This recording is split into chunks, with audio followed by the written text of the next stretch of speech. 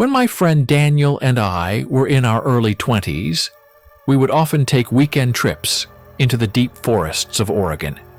It was our way of escaping the daily grind, a way to reconnect with nature and test our endurance. One particular trip, however, left us shaken in a way we never expected. We had chosen a remote location this time, a place neither of us had been before but had heard was breathtaking.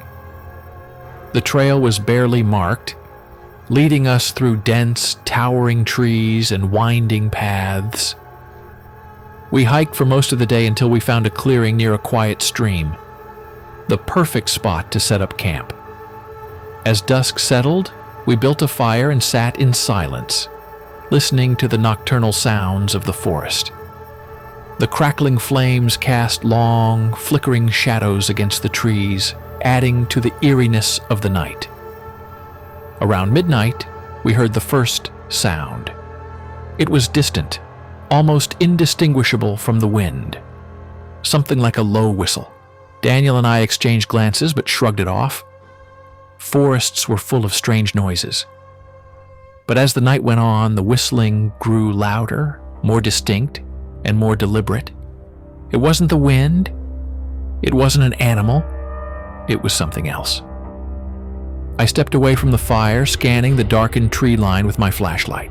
The beam of light flickered as it passed between the trees, but nothing unusual stood out. Still, the unease settled deep in my stomach.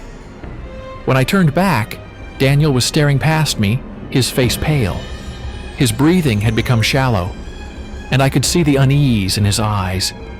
"There's someone out there," he whispered. I turned quickly, but again saw nothing. The whistling had stopped, replaced by an eerie silence. The normal sounds of the forest, crickets, rustling leaves, the distant call of an owl, had vanished.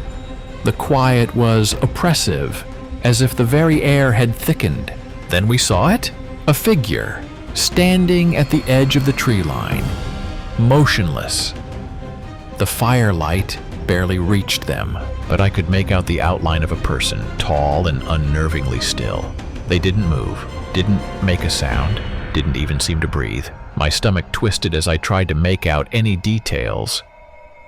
But the figure was just a dark shape against the trees. A cold dread filled my chest. Daniel grabbed my arm. "We need to go," he murmured, barely audible. Slowly we backed away, grabbing only the essentials, our bags, our flashlights.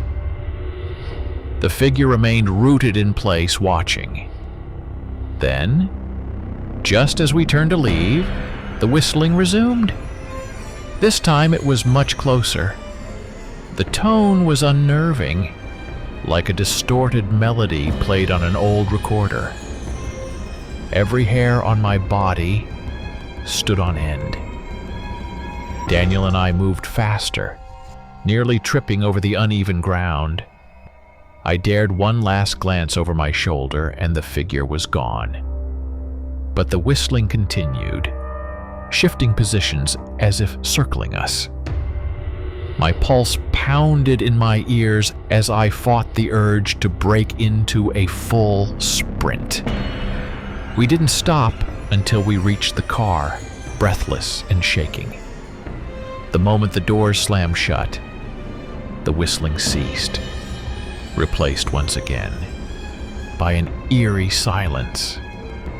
As we drove away, headlights cutting through the darkness, Daniel turned to me. "Did you see their face?" I shook my head. "No, did you?" He hesitated. "I don't know, but it felt like they didn't have one." We never went back to that place. We never spoke about it again. But sometimes, on the quietest nights, I swear I hear that same low, distant whistle just outside my window. A slow, deliberate tune, as if someone is still watching.